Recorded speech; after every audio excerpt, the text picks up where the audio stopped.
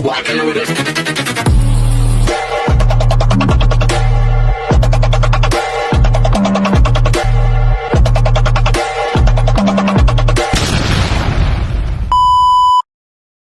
Hi everyone! Good evening! I'm back! It's your Mama Sam dito sa Sam TV. Kamusta naman kayo mga amigo, amiga, kumare at kumpare? Sana lahat kayo ay okay na okay ngayong araw ng Friday. So, Friday na ngayon. It's a Friday. Ang bilis ng araw. Hindi ko siya namamalayan na Friday na pala. So, syempre, pag-uusapan natin ngayon yung it's about back to back. Alam nyo ba guys, si Gatchabel ng Thailand ay back to back win siya sa Phuket. Kasi yung time nung last year na inilaban ng Miss Grand ay Miss Phuket. Tapos yung pumasok si Gatchabel, ayun, Phuket din siya. And then she's a very strong contender talaga ng Phuket. Ang gusto ko kay Gatchabel nung una ay yung unang-una ko siyang nakita, sabi ko, I think mananalo ka ng back-to-back. Tapos sabi naman niya, let's see. Pero ang nakita ko sa kanya, sobrang prepared pala siya sa mga bagay-bagay. Oo, yung alam mo yun, yung napaka-smart girl niya. Tapos pinaghahandaan niya. Yung Phuket nung last year, hindi siya ganun tawag dito, hindi siya ganun ka-strong. Kasi top 20 lang. Pero inaasahan ko na ayun ang pwedeng talagang makarating talaga sa dulo ng competition. Kasi kung titignan mo nung last year, marunong mag-English, magaling mag-English yun. Tapos, maganda, may ganda. Kaya lang, ewan ko yung nangyari sa kanya pagdating sa Miss Grand, parang naging eng-eng. Diba? So, isa siya sa mga parang nawindang ako na parang hindi niya sineryoso, parang hindi siya nag-prepare. Pero nung Miss Grand Thailand, talagang very strong siya at best talaga yung niya, eksena niya. Ang galing niya talagang lumaban. So, nagulat ako pagdating sa Miss Grand International, biglang grabe, pumalo ng bonggang-bongga at umeksena talaga ng todo-todo na parang naloka ako na parang nawala siya sa sistema, ganon. And hindi niya nakuha yung dapat niya makuha hanggang top 20 lang, di ba? Nakalusot sila sa top 20 pero nanalo yun ng Country of the Year. And then, ayun nga, yung pumasok si Gatchabel, ay winner naman to. Iba naman yung ipinakita ni Gatchabel. Sineryoso niya, pinagandaan niya talaga ng bonggang-bongga. Kaya yun nanalo siya ng Miss Grand Thailand. Sabi ko, I think malayo ang mararating neto sa Miss Grand. Kasi nakita ko yung determination niya, yung work hard na tinatawag. And then she trying her best na makuha talaga yung Grand title, yung ayun nga, yung Golden Crown para sa Thailand. Yung dedication niya doon, pure 100% yon. At hindi siya maenta o tapos hindi siya yung mayabang. As in, go to the flow lang siya kung ano yung nangyayari. Ayun yung maganda kay Gatchabel. Kaya, sabi ko, kung halimbawa si Gatchabel ang nanalong Miss Grand, parang okay lang din ako. Kasi nakita mo talaga yung determination niya.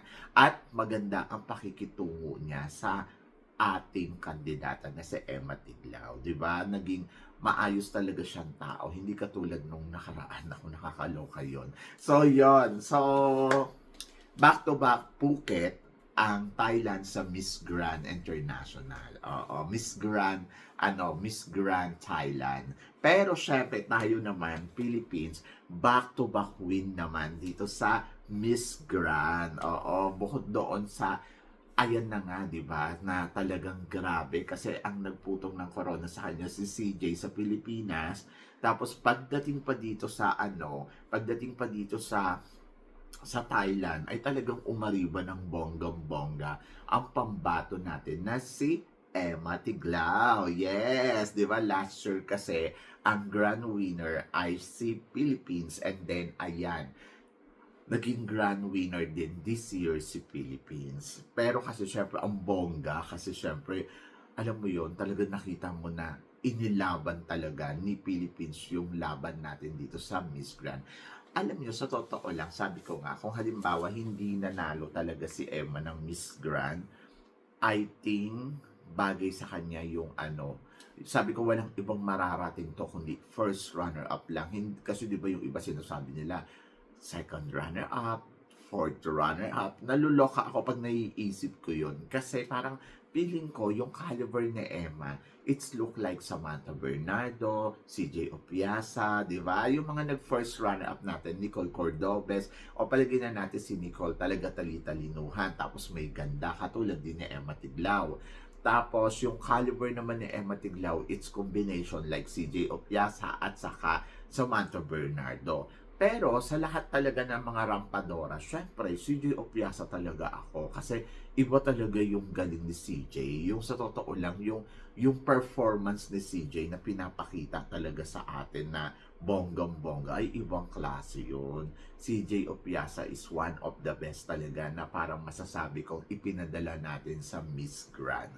Ewan ko sa inyo ha, pero ako talaga, bukod dun kay Samantha Bernardo, I like Samantha Bernardo, I like Samantha Panlilio, I like yung mga Miss Grand candidates natin kasi mga kalibre naman sila. But I love the most is CJ Opiasa talaga. Kasi yung galawan ni CJ, simple lang pero pak na pak. Sabi ko nga nung last year, kung wala talaga dyan si India, deserve talaga ni CJ talaga yung title talaga na yon.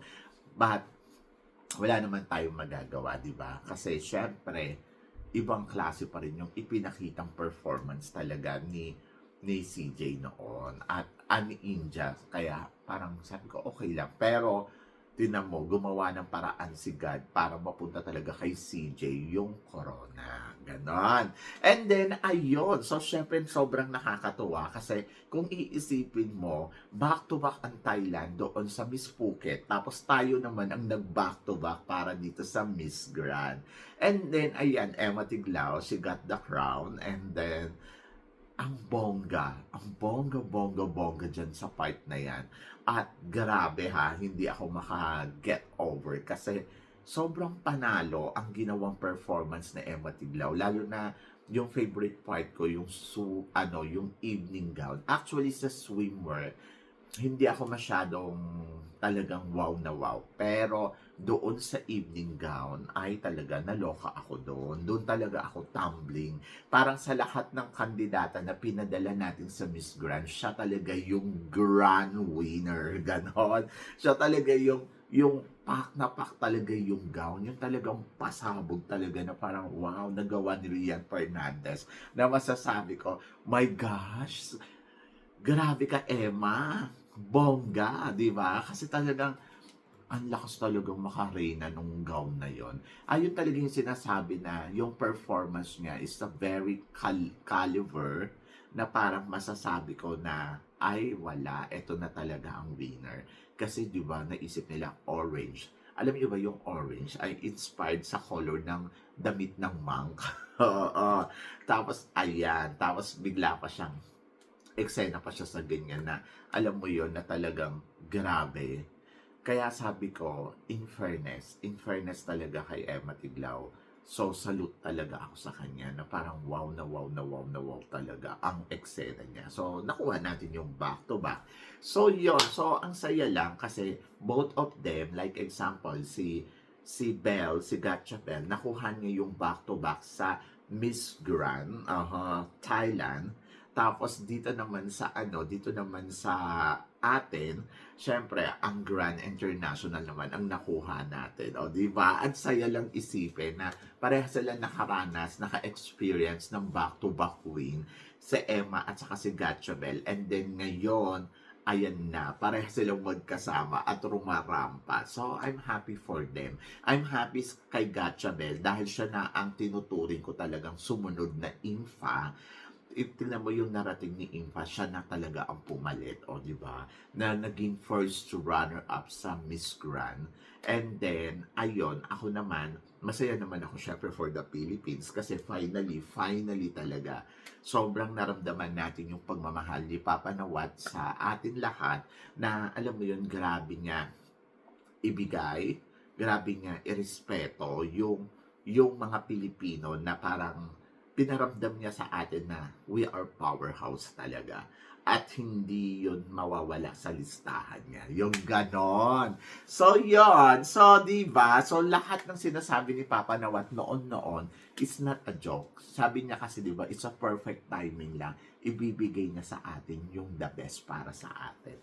At ayun na nga, dumating na yung araw na yon. Diba? So, yon. Congratulations, syempre, sa atin. Congratulations, syempre, kay Gatchabel. And, of course, diba, dapat lagi natin suportahan sila. So, yon. Kayo guys, ano guys ang machichika mo dito sa mga pinag-uusapan natin ngayon? So, please comment below para at least malaman ko naman kung ano naman ang chika mo dito sa mga tinatalakay natin. Syempre, maraming salamat sa inyong lahat sa suporta at pagmamahal na binibigay ninyo dito sa channel ko. At sa mga hindi pa nakaka-subscribe, huwag na kayong umarte. Please don't forget to click like and subscribe my channel. At i-click nyo na rin ang notification bell to more updated, syempre, sa aking mga chika. Sabi ng ganon, always keep smiling and laban lang. So guys, hanggang dito na lang. Hanggang sa muli nating chikahan. See you tomorrow. Thank you guys.